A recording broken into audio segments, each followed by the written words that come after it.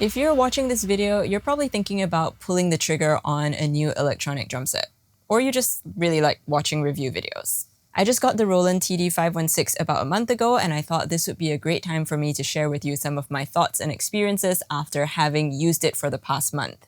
I've been playing this drum set for my own after-hours practice, as well as during drum lessons when I'm teaching and my students are using my acoustic drums. This isn't going to be a super in-depth technical specifications kind of video, but I wanted to share with you my experiences from more of a user's perspective, and hopefully that will help you when it comes to making a decision in getting your new drum set.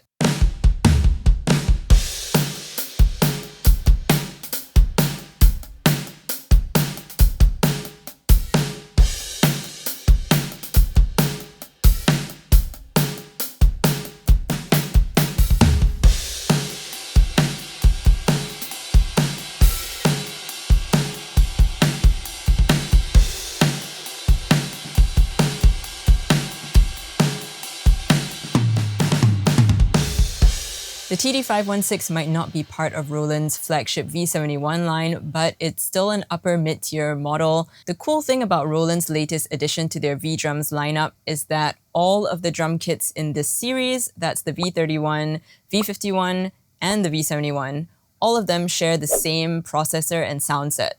That means any kit you get is going to have the same access to the same sounds. In terms of the drum set itself, this is a pad and rack based kit, and it's worth noting that the rack that comes with the 500 series is a little bit taller than the one that comes with the 300 series.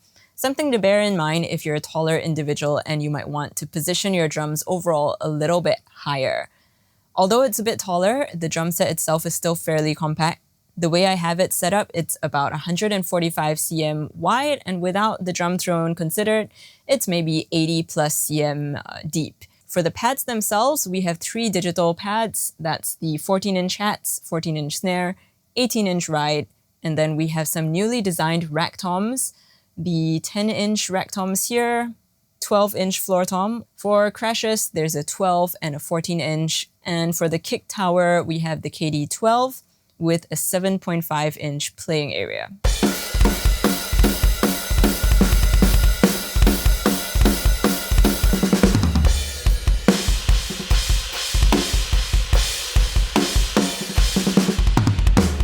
The first thing you should be doing when you get your new eDrums is to adjust your setup to suit your body and your playing style. And a lot of people overlook this, but it does mean you need to tweak the physical positioning of parts of your drum set to better suit you. I made a whole unboxing video and setup video about how I put this drum set together, but just for a quick summary, here are the main tweaks I made to this drum set that are a little bit different from what is usually advised. The first thing I did was shifting one of the toms over to the left arm of the rack so I can have this offset position. And to get my ride into this position, I don't have it on the vertical pole, or in the vertical pole rather. I mounted it on the right arm of the rack over here rather than inside the vertical pole like this crash.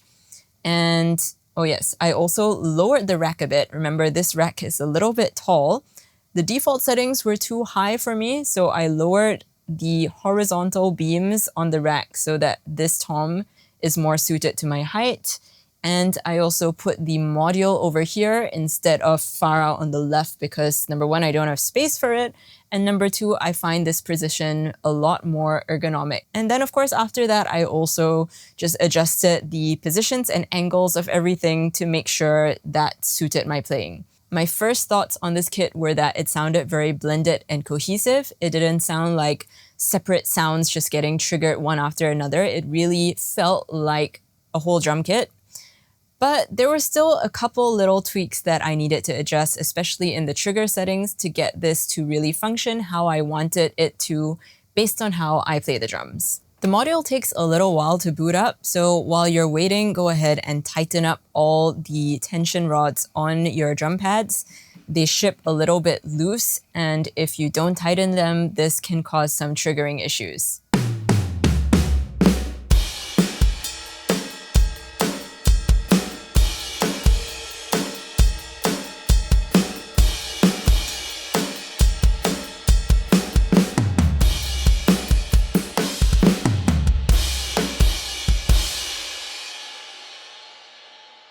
Once the module is loaded up, the first thing I will look for are the trigger settings, because that's the most important thing to adjust to get this feeling like an acoustic drum set.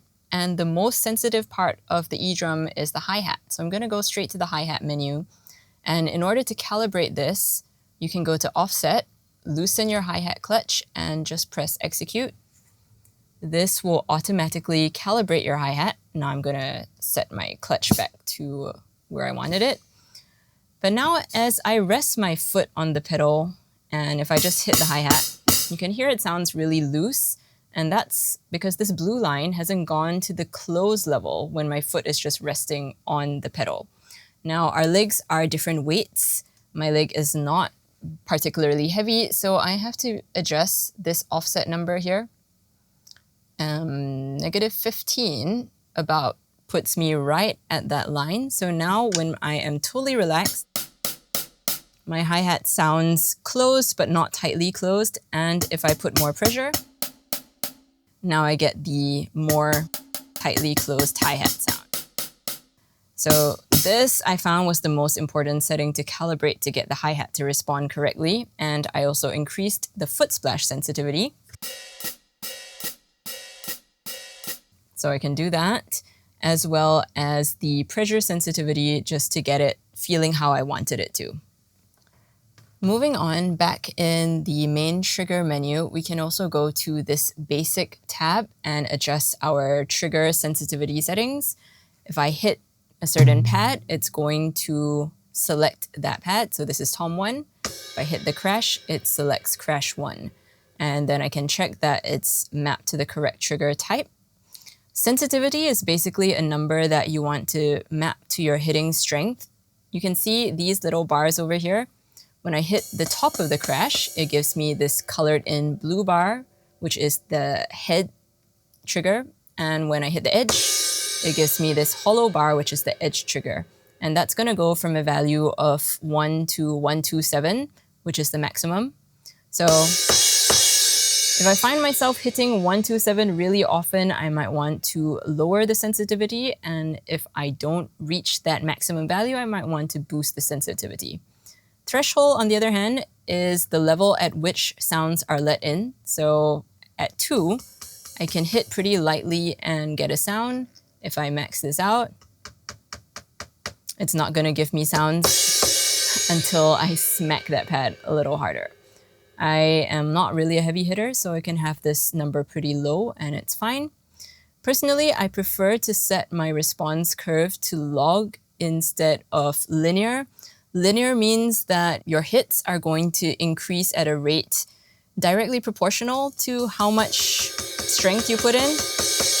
But the log curve, log 1 is a bit less extreme. Log curve is basically like this. The crash sound just opens up a bit faster without having to put a lot of force into it, and I find that more realistic for my crashes.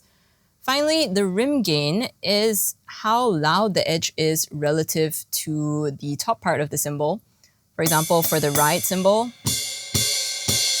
I wanted this to sound a little bit washier and open up a bit more and be a bit louder there. So I tweaked this up a bit. I think it was lower originally. But that's going to just give me a little bit more volume on the edge hits. And this, I can also switch to log, can reduce the threshold.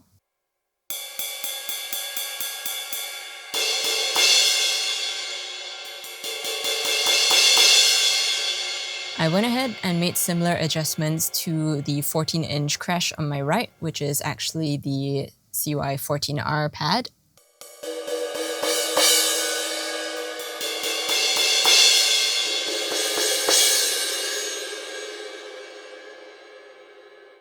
And that's about it. I actually didn't modify anything for the kick, snare, and toms because those felt totally fine.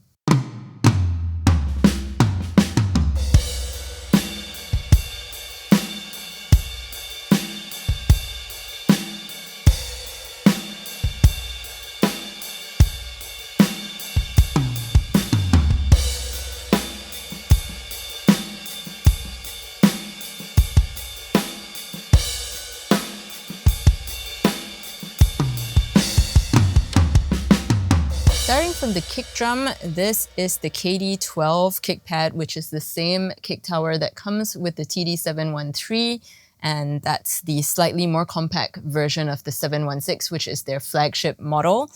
And it's a really solid, heavy kick tower.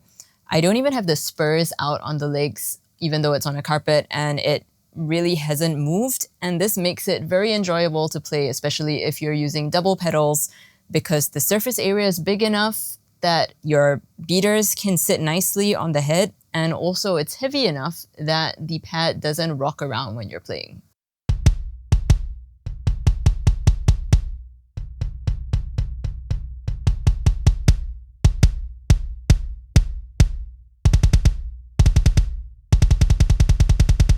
I do just wish that it came with a special kick pad protector that was more suited to double pedals, like maybe a longer oval-shaped protector. Because if you look at this one, the edges of my beaters are just about at the edges of that kick protector, but it's a small thing, it still works fine.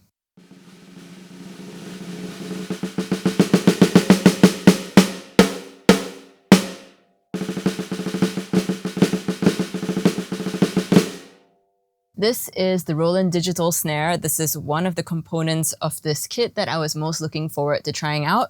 Unfortunately, it's not the new digital snare, which comes with the physical snare throw-off, which would have been cool, but still, I don't hate it. There is positional sensing, which means the edges are going to sound a little bit different from the center.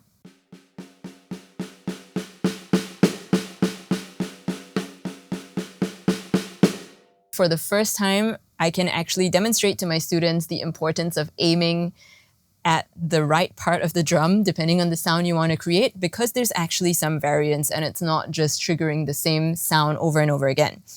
The other cool thing is they fixed the cross stick by using a sensor to detect when your hand is resting on the drum. You can also do flams. You can hit it with both sticks at the same time and it still triggers well. And if my hand is not on the drum, it's gonna give this kind of a sound instead, which will trigger when you do a rim shot versus a normal hit. It is a pretty heavy drum. I didn't weigh it, but it's a normal drum size and a normal drum weight. So do make sure that you get a good sturdy snare basket for this. It does not come with the snare stand included. I'm using the DW3000 snare basket for this. I'm really happy that this is a full-sized 14-inch snare on an actual snare stand, because it's a lot more stable than if it was mounted on a rack mount. And also, the size gives you the correct rebound that you would expect to feel when you're playing a larger drum. The snare drum also has brush capabilities. To turn that on, you go to Kit Edit, Others, and go over to Kit Option. And then there's this thing that says brush switch. Just make sure you turn that to on. And you will be able to use brushes, though you're supposed to use nylon brushes. I don't have them. I just can't move this smoothly because it'll poke the mesh head. You can also turn off the snares through a similar process. Under Kit Edit, you go to Others and go to Strainer, press Enter. Under Strainer mode, set Always Off, and now you will be able to hear snares off. Turn that back to behavior. Little troublesome, but it gets the job done. Moving on to the toms, these 3 toms look really nice. I do wish that this rim also matched the toms. If I'm not wrong, it's the new digital snare that has a slightly lower rim profile. The toms do have this lower rim. They also have positional sensing, which is fantastic.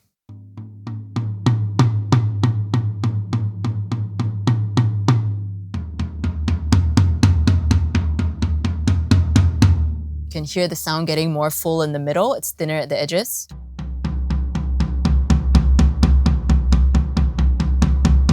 And that's pretty much how an actual drum would react. You can hit the rims of the toms to get a rim sound.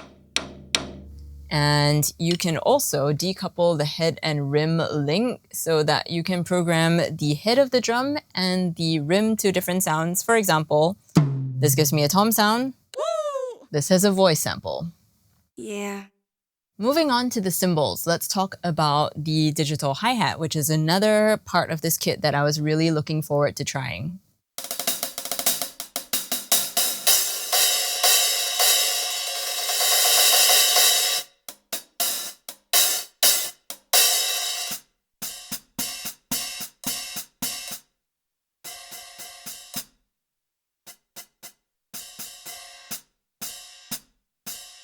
Roland seems to have solved the problem of the hi-hat spinning in circles, so the wires don't get tangled and disconnect themselves anymore. They managed to fix that with this little attachment underneath the hi-hat that holds the bottom hats in place.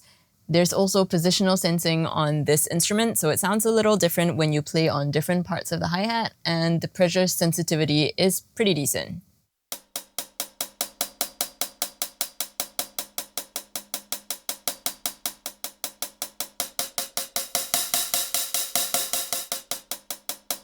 Do bear in mind that the hi-hat does not come with a hi-hat stand, so you will need to pick up your own hardware, but this is great because then I can get matching pedals. The ride cymbal is the third and final digital component of this drum set, and I would say it's a little more stiff than I would have expected it to be. Basically, it feels like a heavy ride cymbal.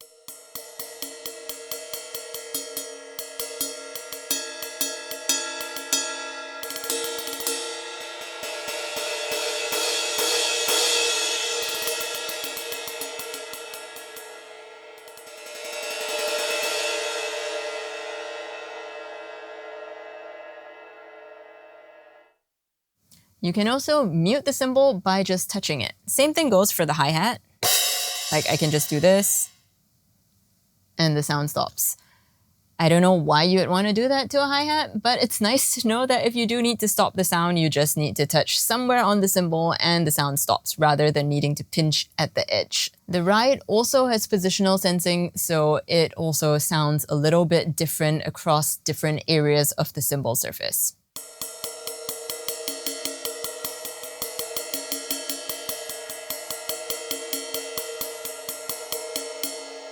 The 12 and 14-inch crash pads, however, are kind of the older styles of pads, so there's nothing much special about them. They are 2-zone triggers only versus the ride, which has 3 zones. There's the bell, bow, and the edge.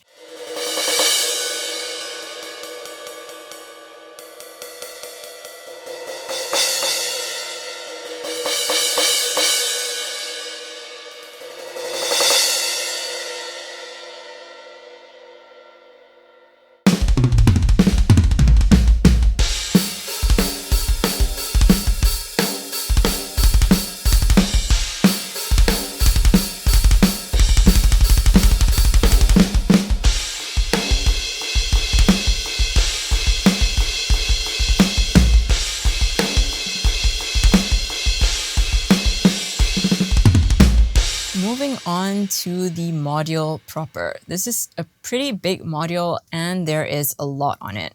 It's got a nice big color screen where you can even put your own graphics, which I have done over here with my actual studio kit. It's pretty similar to the SPD SX Pro, so if you have used that interface, it will be quite familiar. There's a bunch of faders on the bottom left, which I think are more for live usage applications if you use that to control your headphones mix. But it is quite convenient to just quickly adjust the volumes of certain aspects of your kit. The first thing I looked for when I received this kit was the metronome, because that's something I use a lot in my teaching, and that's the click button over here. Unfortunately, just pressing that doesn't turn it on. You actually have to press this to turn on the click, but it's pretty cool in terms of the amount of functions you have. There's a couple templates for quarter notes, eighth notes, and so on if you want to quickly skip to something, but you have modular control over the subdivisions. This is how I turn up the eighth notes, or E's and U's, all 16s, triplets. So that's pretty nice. And another thing that I really enjoy having is different sound selections. especially the famous Roland voice click. It might sound a bit weird, but it's actually really helpful. In order to turn this on with one press, instead of pressing click and then turning it on here, if you're in the main menu, you have to hold shift 1, 2, 3, and then press click. And that needs 2 hands. I would much prefer to be able to do this with 1 hand. And the volume of the click you can adjust over here. It is a little bit soft relative to the rest of the kit, so I put that at +6. And it's not so intuitive, but this backing knob actually controls the volume of the click as well. You can hear that fading up and down. Finally, one super useful thing is there is tap tempo, and I was really missing this in my previous drum kit, although I would like to think it made me a better estimator of tempos in my drum lessons. But the weird thing is, it's going to give you decimal places. Right now it's at 82.4, and that would be fine if it would scroll up to 83, but no, when I turn the dial, it scrolls to the next 0.4. So the only way to get rid of that 0.4 is to hold shift and then tweak the dial to get to the next round number.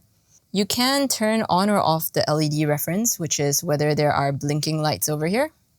So now it's giving me that reference as a visual cue. And you can have a separate pad as a tap tempo pad. So right now I have it set to Tom 1 rim, which means from anywhere in the menu, if I tap on the Tom 1 rim, it's going to give me that tempo in my metronome. This button over here is going to bring us back to the main kit menu screen. And when it comes to changing the kits we're on, there's a couple ways to do it.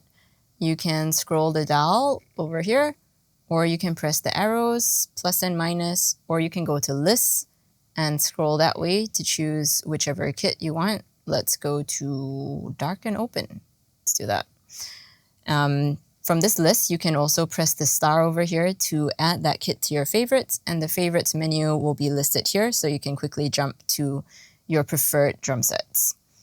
For editing the sounds, there are 3 main buttons here for a very basic approach to modifying your sound.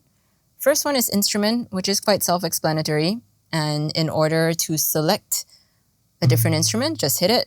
So now I have selected the first tom, and you can add 2 more layers of sounds to that. So for example, if I wanted for some reason to add, I don't know, a snare, random snare, voice snare sample to my first tom, now I have 2 sounds at the same time. And if I want to hear how that sounds without the first tom, I just press this button. This is just layer B.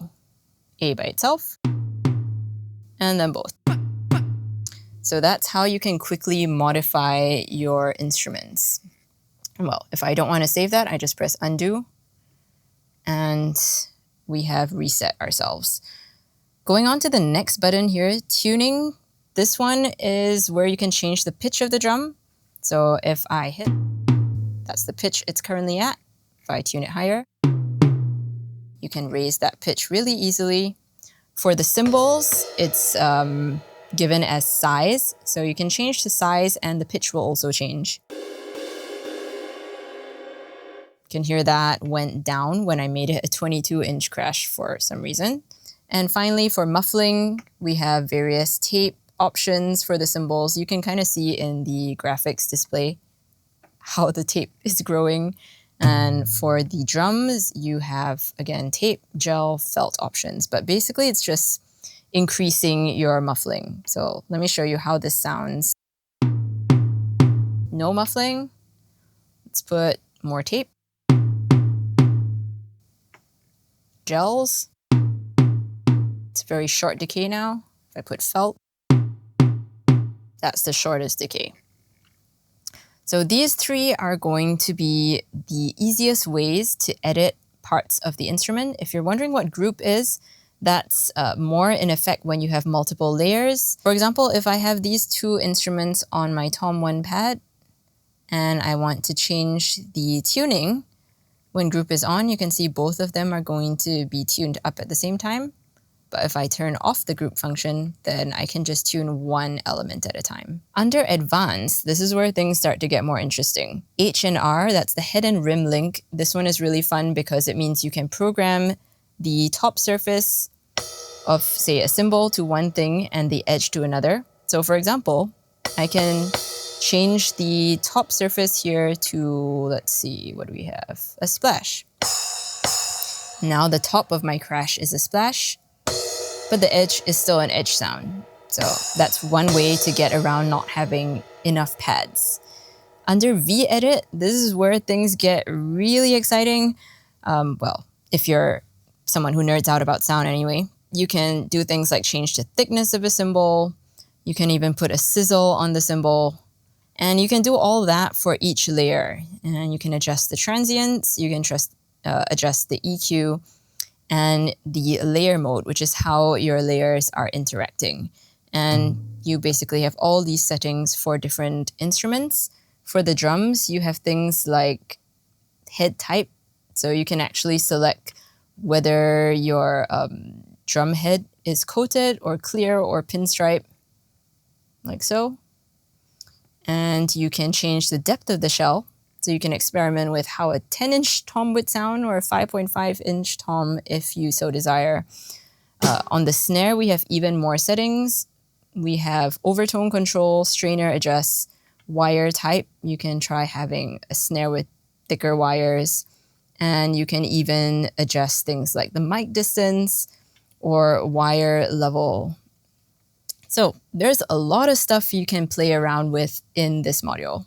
If at this point you're wondering, okay, but what if I screw up? Like, what if I've changed this and I want to get back to the original? Well, don't worry, you can fix that pretty easily. Under Tools, there's this thing that says Copy Kit. And let's say I just changed that and I want to put it back to what it was. I just need to go to Preset and copy it from the preset. This one will never change, and put it on the destination kit. Copy, enter, and then we just wait for that to load. It's back to normal. If you really like this kit, but you want to save, you don't want to change what the original preset was, you can always copy this as a starting point and then just go to like one of the blank user kits, copy that over, and then start modifying that. So you don't need to worry about your experimentation going wrong. Besides just modifying the instrument sounds, we can also press Kit Edit to go into this other menu, which shows you a lot more stuff. For each pad, we have the pad volume function. If I go in here, you can see kick, snare, toms. Everything has its own volume adjustment. You can adjust the EQ, compression. There's the master kit compression, EQ, and volume as well. We have bus effects like delay, chorus, compression. You can choose what you want to send through that. And most interestingly, I think, we have ambience. There are overhead mics, room mics, reverb, and kit resonance, which is part of what makes these drum sets feel a lot more realistic, because on an actual drum kit, when you hit one drum, the rest of the kit is also going to resonate. And if we go into edit, we can modify those overhead or room or reverbs. There's a whole bunch of stuff you can edit here. And if you want to hear what exactly that's doing, there's an ambience only toggle. So if I do this, that is just all the ambience sounds. And if I toggle it off, that's the drum plus the ambience combined. There's really a lot going on over here, and it goes well beyond these basic functions. If you're feeling a little bit overwhelmed at this point and getting lost in navigation menus, don't worry, there is a PC app that will help you out with this called the V51 Editor. You just need to download the application from the Roland website and then connect your module via USB-C to your PC, load up the app, and you'll be able to edit all your drum kits on the computer, which to me was a lot easier if you have in-depth settings to be tweaked. Once you open the V51 app, you press load data and wait for everything to load up, and you will be able to see everything in one screen. And the other cool thing is you can just click on the pads to preview them. So if I want to hear this snare,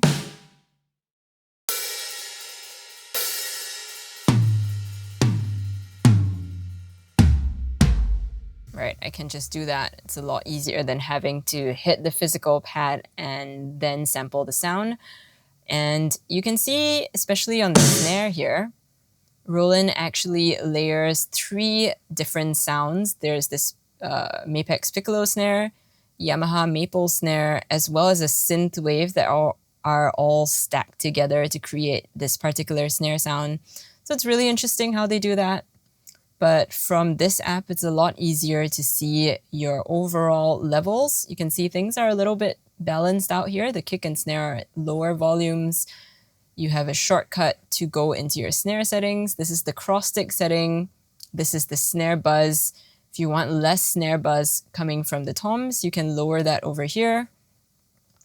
You can change all your ambience settings and your bus effects routings, where you want those things to be going, and kit compression, mute groups. This is a pretty interesting function, but I think it's more useful if you're using your own samples and you want to like turn them on and off. You can do that. It's really similar to the SPDSX Pro. This is all the MIDI mapping. Very important thing, you can change the color of the LED for that particular kit. If you're doing in-depth editing, I highly recommend doing this. It's also a lot easier to upload your user samples from this app here. If you want to do it without using a PC, you can also use a SD card, a memory card to load into the SD card slot. But I prefer just connecting by USB, and you can just upload your user samples here. There's like 500 slots, so that should be plenty to go around.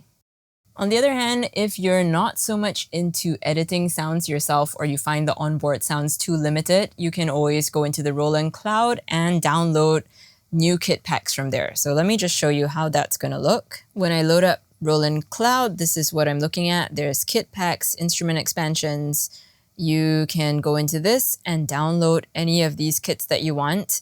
There's drummer position and producer position packs.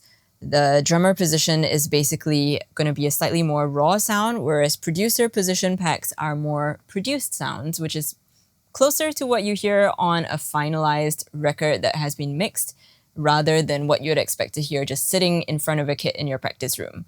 Now, the downside of the Roland Cloud is that it is subscription-based, but they did give a 1-year free trial when I bought this drum set. So if that is the offer you are getting in your region, I highly suggest signing up for that 1-year free trial membership, trying out all the sounds, and if you like any of them in particular, you can always pay a smaller amount of money for a lifetime access key instead of paying for a regular subscription, because I don't think that the majority of us are really going to use everything that the cloud has to offer. If you're a power user and you want that variety at hand, then by all means, go for it. Once you've downloaded the kit from the Roland Cloud, it'll appear here either in the rack or in the slots if you loaded it there. And then you just scroll down to whichever one you want, press load to kit. And if you press load all, it'll give you a range. Just select some empty slots and press load, and you'll be able to access those right in your list of sounds over here.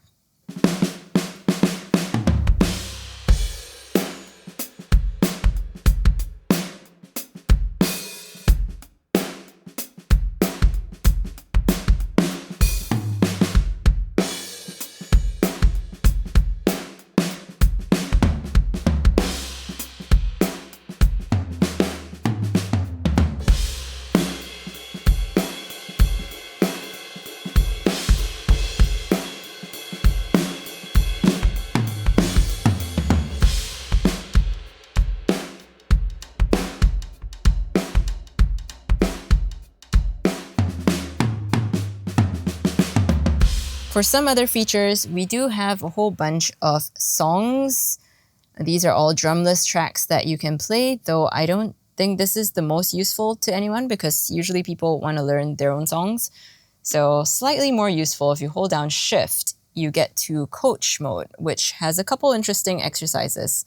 First one is the phrase trainer. If you look at the exercises category, it's going to show you a bunch of rudiments, and if you enter into any of them, there's actually notation. You can press play and it'll give you a 1 bar count off, and then you get to try this exercise and it will give you a grade depending on how accurately or how in time you play it. So let's see how this sounds.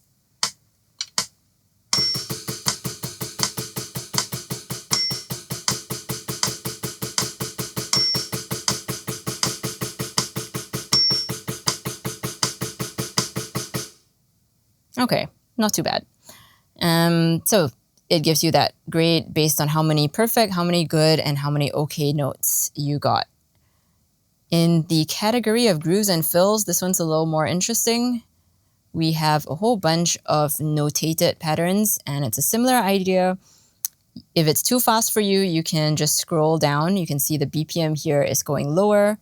And if you don't know what notation is and you just want a demonstration, you can turn on demo, place it for you.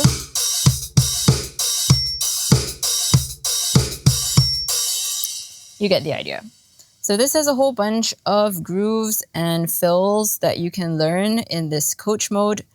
There's also a time check function, which is going to give you a grade based on how accurately you play in time. There's a quiet count, which functions like a gap click. You have metronome on for a certain number of bars, and then you have a quiet bar or several bars. There's even this random mode, so you don't know when the click is going to stop, and that really forces you to learn how to play accurately in time. There's an automator, so if you're practicing and you just want the metronome to increase at a certain rate, for example, +1 every 4 bars, you can do that. And there's a stroke monitor, which will help you see how even you're playing. So for example, if I do this, that's telling me my strokes are all quite consistent. So that's a nice way to check if your right and left hands are balanced. And this one is just for spamming your speed and strength. Of all these functions, I only really found the gap click to be very useful because that's an exercise that I would use in any case to help your macro sense of timing, because you follow a click and then you try and keep that timing going during the silence and make sure you're still coming back on the one. And it's really convenient to have that built into the module without me having to open a separate app for it. But for everything else, when I let my beginner students try it out, I realized that there would be some challenges if you're a new drummer and you're using these exercises because let's say you're using a sticking pattern exercise. The module isn't actually sensing when you're using your right hand or when you're using your left hand. It's just going to give you an approximation of when it thinks you played in time. It would be cool if they used positional sensing to detect if you're actually using a right or left, but I think it's not quite that advanced. So if you just play single strokes in 16th notes, even though it asks you to play paradiddles, it's going to give you a pretty good score as long as you play it pretty much in time. So I realized that it might make a new drummer think that they're playing better than they actually are. Or it could be frustrating, especially for the timing exercise, because when you're really new to drumming, your main issue isn't timing, it's coordination. And someone struggling with coordination is going to think they have really bad timing. So use with caution.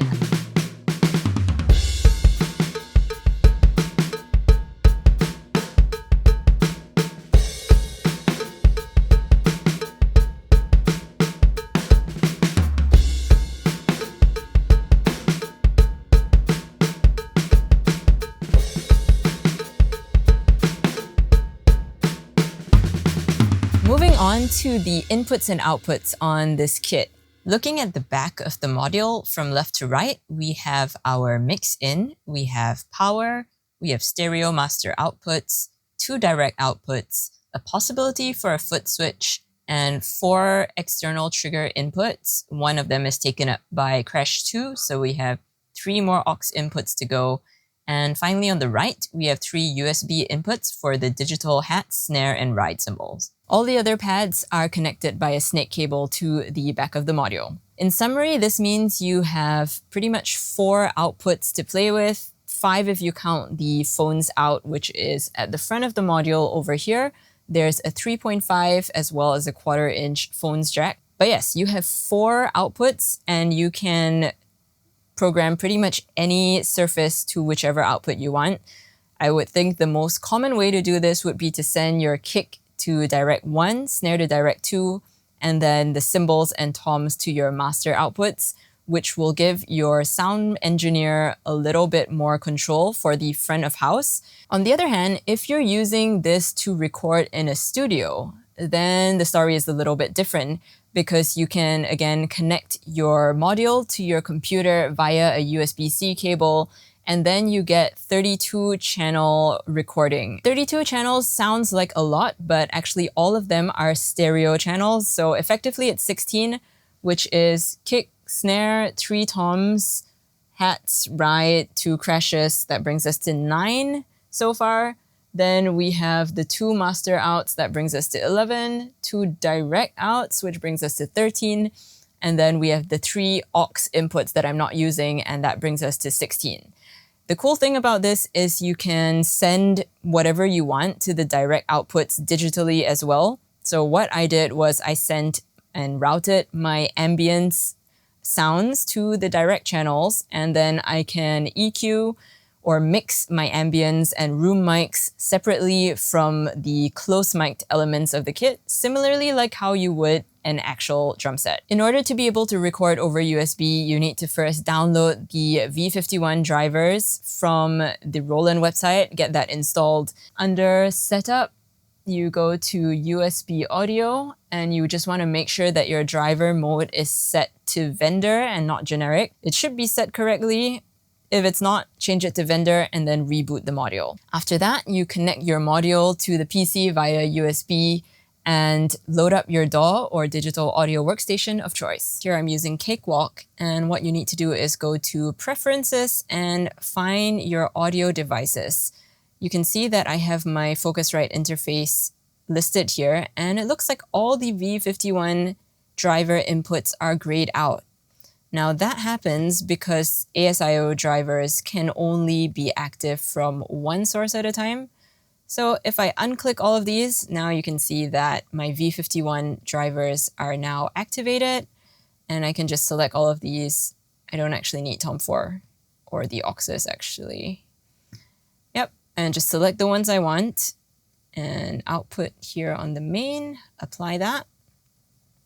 And now when I go into my tracks, I will have my 32 channels available for me over here. I can just create all the tracks I need and then map them accordingly to my individual sounds. There's the master, direct, and 1 channel for every instrument on the kit. If you find your recordings over USB glitching or skipping, what worked for me was to go into the V51 driver settings and just increasing your audio buffer size. This really depends on how powerful your computer is, but if that's a problem you face, hopefully that works for you too.